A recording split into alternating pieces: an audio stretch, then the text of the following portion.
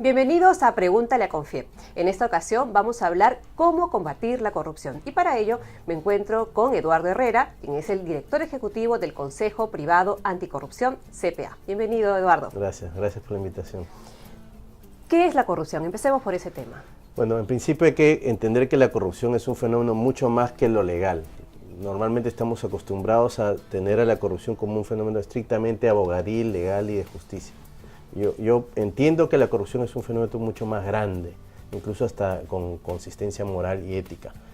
En palabras simples, una conducta de corrupción implica ponerse por encima de una norma para un fin egoísta.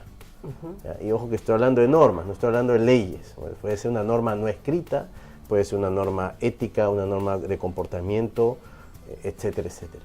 Pero la finalidad de la corrupción siempre va a ser satisfacer un fin egoísta, por encima de una norma o un principio o un estatus de conducta, ¿no? Una gráfica, un ejemplo que nos puedas dar con respecto del día a día que se puede producir un acto de corrupción. Algo muy común en el Perú es comprar DVDs piratas. Y eso es corrupción. Además de que genera otras industrias delictivas atrás, que la piratería, el común de la gente está acostumbrada a y se ha normalizado la conducta de corrupción en ese sentido. Entonces, ¿cuál es la conducta? Yo quiero satisfacer una necesidad de ver una película, incluso que esté estrenada recientemente, y me coloco por encima de la norma para satisfacer esa necesidad. Eduardo, hemos recibido varias preguntas de nuestros seguidores en nuestras redes sociales. Por ejemplo, Paola nos pregunta, ¿qué ha hecho el sector privado en todo ese tiempo para que no exista corrupción en el país? Bueno, es importante decir primero que esto no es un desmarque, pero normalmente el gran problema de la corrupción es que nosotros tenemos la tendencia a enfocar la corrupción desde la responsabilidad de otra persona, ¿no? Y señalamos al empresariado y al Estado como los grandes responsables de que no se vayan avances la corrupción. Pero con el ejemplo que te he dado se demuestra palmariamente de que todas las personas de una colectividad tenemos que sernos responsables del problema. De qué forma cada uno de nosotros hace una autocrítica individual y no exigirle a los demás la responsabilidad. Pese a ello, el empresariado está haciendo muchas cosas. En principio ha tomado conciencia de que la corrupción no es conveniente. Hay muchas empresas que ya están actuando en línea con eso y han creado modelos de prevención a medida para sus necesidades. Entonces estos modelos de prevención tienden a tener procedimientos y estándares para evitar que la corrupción sea posible, hacer más difícil la corrupción. Esto, sin ninguna duda, denota un avance y además determina la necesidad de un cambio de cultura organizacional. A nivel gremial, el CPA está haciendo muchas iniciativas en contra de la corrupción. Concretamente, estamos lanzando un observatorio de mejora de calidad regulatoria. Estamos implementando prácticas para los abogados litigantes que defienden empresas para que estos no puedan ejercer actos de corrupción. Y tercero, estamos implementando acciones colectivas, que es meterse a un sector y solucionar un problema de corrupción en concreto. Ronald nos comenta, me agradaría que se genere un foro de diagnóstico de la causa raíz del evidente problema de corrupción en todos los niveles y estamentos. ¿El Perú está realmente articulado como una sociedad organizada? Bueno, eso es una excelente pregunta.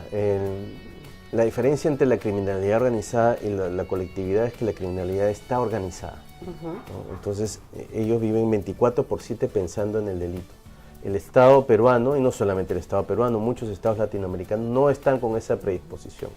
Yo creo que la finalidad, una respuesta lógica de esto es que la corrupción tiene que ser enfocada como un quehacer 24/7. Entonces, desde el Estado debería generarse lo que ha pasado en Argentina, que es una Oficina Nacional Anticorrupción, que piense todo el día estratégicamente, con independencia, claro, cómo luchar contra la corrupción. Entonces, yo creo que esto es una excelente sugerencia y para empezar, entender que la corrupción, como lo dije al comienzo, no es legal, es un fenómeno además psicológico, hasta religioso, conductual, económico, entonces hay que pensar cuál es la causa del problema, ¿no? Con un impacto también tremendo. Con un impacto absolutamente grande, no solamente en lo económico, sino en lo reputacional, en lo moral, etcétera, etcétera, ¿no? Evelyn nos pregunta, ¿cuentan con alguna línea o plataforma para recibir denuncias a empresas corruptas? ¿Y cuáles son las sanciones que reciben desde Confiep? Bueno, Confiep viene implementando un modelo de prevención de delitos desde hace un tiempo atrás, y la recomendación que se está implementando es un canal de denuncias, como deben tenerlo todas las empresas. Ahora, este es un canal eminentemente interno para cuidar que la organización no tenga exposiciones a fenómenos de corrupción. Esta plataforma que sugiere la pregunta implica abrir un canal de denuncias a la colectividad. Y eso es una idea muy interesante. Hay que tener ciertos cuidados ahí, porque en este país estamos acostumbrados a plantear denuncias sin fundamento. Entonces, y la judicialización de todos los hechos implica que toda denuncia se investiga con un menoscabo reputacional a la persona que es investigada. Entonces, eso es una idea que hay que madurar, y hay que entender que el nivel de la colectividad en cuanto a planteamientos, opiniones, tiene que ser también alto. Mónica nos comenta, la mayoría de proveedores que trabajan para empresas de capital americano firman compromisos de anticorrupción para que ellos mismos no generen esa cadena con entidades públicas o privadas, pudiendo caer en penalidades.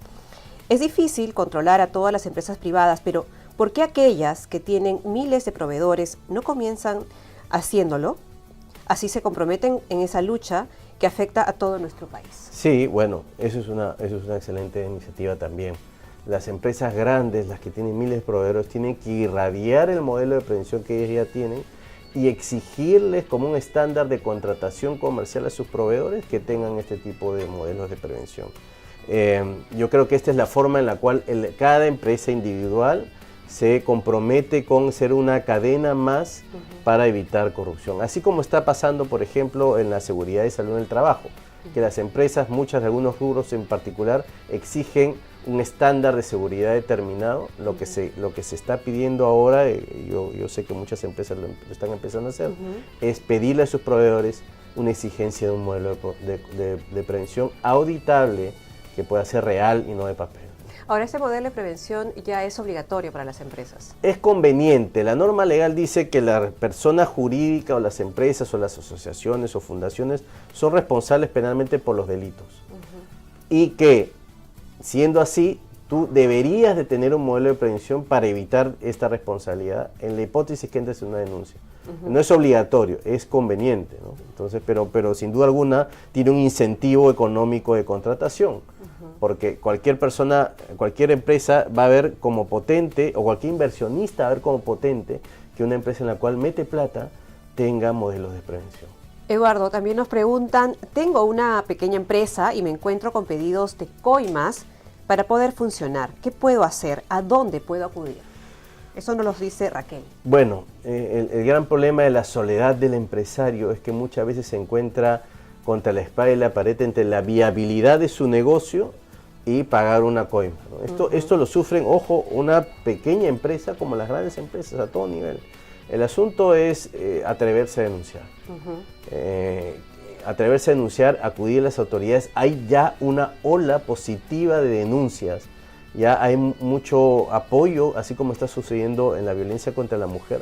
En el caso de corrupción, hay ya un apoyo colectivo para que las personas puedan denunciar con mayor posibilidad de éxito.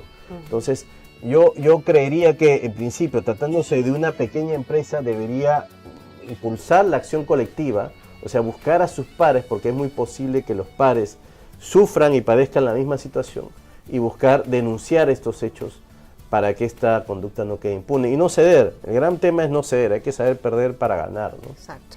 Julio nos pregunta, nos dice, si tanto hablan de lucha contra la corrupción, ¿pueden decir qué han hecho en hechos concretos para sancionar la corrupción? Bueno, más allá de lo que hemos dicho al comienzo, el CPA concretamente lo que ha empezado a hacer es un acto de coherencia. Nosotros no podemos decir que hablamos de corrupción si es que nuestra organización interna no está perfectamente alineada. ¿Qué hemos hecho en ese sentido? Hemos pedido a todos nuestros agremiados que tengan códigos de ética. Claro, el código de ética está desprestigiado, mucha gente puede decir que no sirve para nada. El asunto que este año vamos a pedir un reporte de cumplimiento para verificar cuántos de estos gremios han cumplido y han acatado sus propios códigos de ética. Con esto generas un efecto positivo reputacional, o sea, aquellos que cumplieron van a verse mejor valorados en el ranking de reputación y los que no, no. Entonces, hay que entender que el empresariado no puede hacer todo, si es que no está las otras partes predispuestas a colaborar con este problema. ¿Este es un trabajo de largo periodo? Sí, esto es un trabajo de sumamente largo periodo, generaciones. Hay que trabajar básicamente en 3 patas, que es las normas legales, lo que tienen que ser normas legales inteligentes. Segundo, enforcement, o sea, que estas normas se cumplan. Y tercero, el gran tema que nos demora más y que nos cuesta es la educación. ¿No? Que esto se discuta a nivel de profesionales, de chicos que van a salir de las universidades, de niños, plantearles dilemas éticos para ver cuándo hay un límite, porque ya a los adultos nos es complicado distinguir una conducta positiva, una negativa. Imagínense una persona en formación. Muchas gracias, Eduardo. Gracias. Gracias a ustedes también por compartir con nosotros sus inquietudes, sus preguntas en Pregúntale a Confiep. Regresamos más adelante con una nueva edición.